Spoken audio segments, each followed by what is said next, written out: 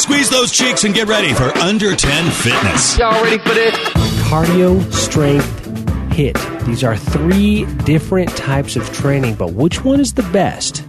We're going to talk about that here in just a second. My name is Drew Smith. I am the founder and creator of Under10Fitness.com, where we help you get in shape in under 10 minutes a day by creating body weight workouts that you can do at home, where we target cardio, mobility, and strength. I was a personal trainer in a box style gym for a number of years, and I worked with clients one-on-one and in group training sessions, and I really did enjoy that. But as I progressed in life, I needed to make a change, so I transferred to online, and that's what I am doing now, and I really do enjoy it. My goal is to help people achieve their goals in as little amount of time as possible.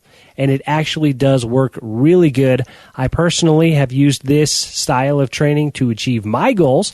I lost 16 pounds in about 6 weeks doing just 10 minutes a day. So if your question is, well, does that really work? The answer is yes, it does. I'll be honest with you. The weight loss part of it comes from the diet. The old saying, the adage goes, you lose weight in the kitchen, or you make abs in the kitchen. The cardio, the mobility, the strength workouts are good for your body. They're good for the heart. They're good for your muscles and your mindset. But the real weight loss happens in the kitchen. At the website, we have all of the information and stuff that you will need to get in shape. We've got the workouts. We've got the swag diet.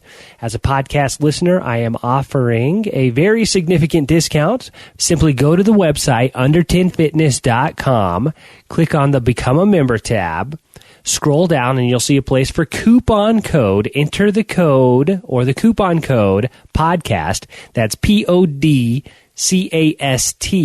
and that'll get you 6 months free, then a 50% discount on the recurring fee. That'll get you access to the website where you can get the diet. You can get all of the workouts in one place. It's easy to follow, easy to digest. I upload new workouts on a regular basis and new recipes as well.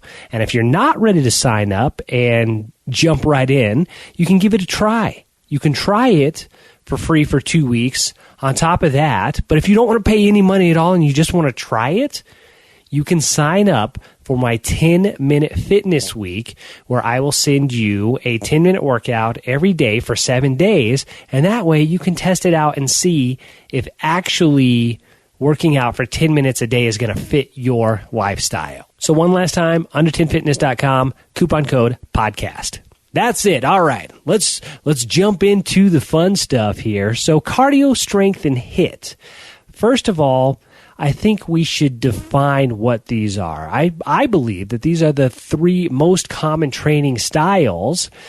And if you're really looking at the 3 of them and deciding, well, I've only got time for one, which one should you do? Which one is the best? By definition, cardio is increasing the heart rate while causing the heart to work. It's a sustained effort that an individual, yourself or myself, can maintain for up to 30 minutes. Steady state cardio is what I'm talking about here. Stairmaster, a brisk walk, jogging, something that you can maintain for an extended period of time that does increase the heart rate at the same time. Strength. This is adding a load to a movement and moving that load for a number of repetitions, i.e. weightlifting. And finally, HIIT. This is giving your maximum effort for very short periods of time, and that could range anywhere from 10 to 60 seconds on average. HIIT stands for High Intensity Interval Training. So let's say it's down to the wire. You've only got time to do one of these 3. Which one should you do and why? Well, let's look at cardio. Okay, so cardio, You go out there, you're going for a run, you're hitting the Stairmaster, and it's great. You're working up a sweat, you're breathing hard, and that's really good. In the moment, cardio is really going to get the blood pumping. It's going to be good to increase your cardiovascular endurance. But once you're done with cardio, you really don't take much of that with you. Of course, if you haven't done it in a while, yes, it's going to be challenging. Your legs might hurt. You might be sore. But once you get into the rhythm of cardio, if you do the same thing every time, your body gets used to that. While it still is good for your cardiovascular system, your heart and your lungs, you're not really taking much of that with you. Once cardio is done, your body comes back to its normal resting level. The benefits of cardio almost stop at that point. Not to say that it's not beneficial while you're doing it, and you always should aim to do some cardio throughout the week, but once you're done, you're kind of done with it once you build up to a certain point. Now, if you keep adding to the cardio and you're running further and farther and more or at a faster pace, then of course you will still receive the same benefits from that. You will start to increase the benefits that you get back from that. Now let's look at strength. It's kind of the same thing. As soon as your body gets used to the certain load, you stop receiving benefits from it. But let's look at it from the baseline standpoint. When you go and you start moving weights around, you add a load and a strain and stress to the muscle. At that time in the gym, what you're really doing is creating these really tiny microscopic tears in the muscle. So you take that outside of the gym and your body will repair that. So therein, after you're done with the strength workout, you take that with you into the outside world and you get more benefits from it because your body has to work after lifting weights to fix and repair the damage that is done. And that's how we get muscle growth, right? All these little things start to build and add over a length of time. And in lots of cases, it takes years. But if you consistently do it, lifting the weights, adding loads, adding volume, you're going to slowly over time increase the volume of muscle that you have. Now, HIIT. This is where you give your maximum effort, high intensity. You are giving everything that you have for a short period of time because really that's all you have. That's all the gas you've got in the tank, and you're trying to burn it off as fast as possible. The most common things that you're going to see here are plyometrics and sprinting. Those are the two ways that you can really expend your maximum amount of energy in a very short period of time, and you have to burst. Simple, or another style of this that they call is burst training. You go as hard and as fast as you can, sometimes for a period of time, or until you just don't have any left and you have to take a rest break. That's considered high-intensity interval training. Then, after you've given that maximum effort, you take a rest break. Then you jump right back into it and you give it as much as you have for as hard as you can for a short period of time again. And you do this for 9, 10 rounds, whatever you've decided on as your training program. Now, with high-intensity interval training, there has been some studies that you really take this throughout the rest of your day.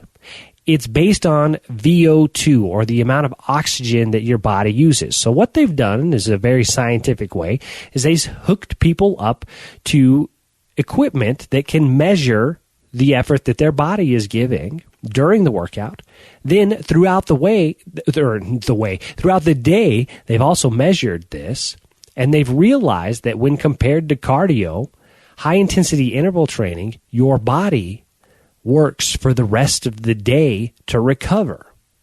That means that high-intensity interval training really does a lot more as far as challenging the body in a greater way than cardio does. And a lot of high-intensity interval training, you can add a load to that. So you really get the best of all three. You get the cardio, you get the strength, and you get the intensity.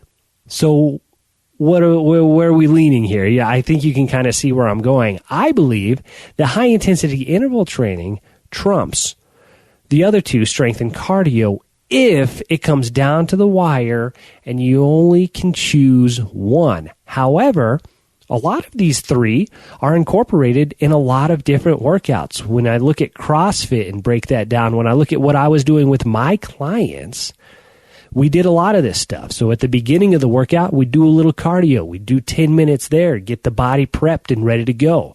After that, we jump into our strength training program. We do some bench presses, some squats. and a few other exercises. Then at the very end, we do something that I like to call the finisher. And my clients loved it when I talked about the finisher. Usually just a 10-minute, anything between 4 to 10 minutes, depending on what we were doing. Just high-intensity interval training, short bursts, maybe some sprints, maybe some jump squats. Just a little bit there at the end to really spike the heart rate and expend whatever energy is left in the tank. Now, I don't want to encourage that you forget about the other two, because a healthy heart is good. It's also good to be able to get in the mindset of moving for an extended period of time, I believe anyways. And that's why I really like cardio as far as like a steady state. And I think more of this as in a get out and enjoy the world, going on bicycle rides and hiking and walking around the neighborhood. These are things that are not only good for your body, but it's nice to just get out of our space, get out of our minds. And some of the best ideas that I've ever had, some of the best realizations about life include me just being out in the fresh air, enjoying some cardio. And then strength, I really just like developing muscles. I want to look good. It's all about my physique. So this is a little bit of vanity here.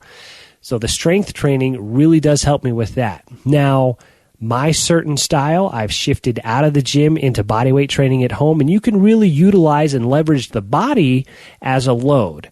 So you don't have to actually move iron pieces at the gym or metal or any type of sand or whatever the load has to be. It can actually just be your body, and all you have to do is play with angles and position and your body position, and you can utilize your body as its own weight. And then the high-intensity interval training, it's really good to really focus in on what you're doing. The intensity and the mind has to go right to what you're doing. When you're doing these, it's maximum effort.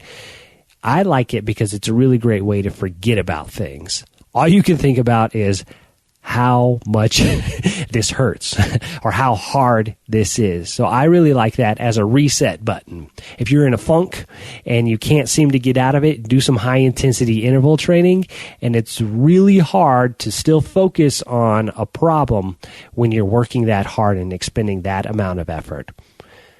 I would have to say, all right, my personal opinion, in order, if you only have time for one of these, I would prioritize HIIT, high-intensity interval training, because you can get some of the same effects as strength and cardio if you utilize the right body weight movements. All right, then next on the list, it's going to have to kind of be a toss-up. I would say strength, because you can do strength and cardio at the same time. All you have to do is lift the weights faster. When you do lift weights and when you do big compound movements like squats and lunges and deadlifts, you will increase the heart rate. So you do get some of that cardiovascular benefits as well. And then last would be the cardio. Now, I don't want to make it sound like they're not as important. Think of it as a pie chart, all right? These are all a third of the pie, and you need to have a whole pie in order to be healthy and fit, I believe anyways. So if you take out any one of them, you're going to miss a significant portion of the pie. So there you have it. Cardio, strength, and HIIT, which one is best? And those are my personal thoughts and feelings about them. What do you think? I'd love to hear your thoughts about fitness and what you prioritize and what you think is best for you, your lifestyle, and your body. You can send those comments to me, Drew at under10fitness.com, and we can talk about them on an upcoming podcast. Again, I would like to thank you very much for joining me here and talking about our bodies and how we can keep them healthy and mobile for as long as we can. That is the goal here. We want to live long, happy, healthy lives. Please visit the website, under10fitness.com. I hope you'll join me for the 10-Minute Fitness Week. You can check that out also in the show notes here. I'm going to put a link to that. So if you want to sign up for that, again, that's absolutely free. And that just gives you a little try-it size of the 10-minute workouts and what you can achieve with that as well. I've had some great results. I'd like to share those with you and help you on your journey towards health and fitness. Thanks again, and as always, remember, Stay motivated. Thanks for listening to the Under 10 Fitness Podcast. Find workouts, mobility drills, and yoga online at under10fitness.com.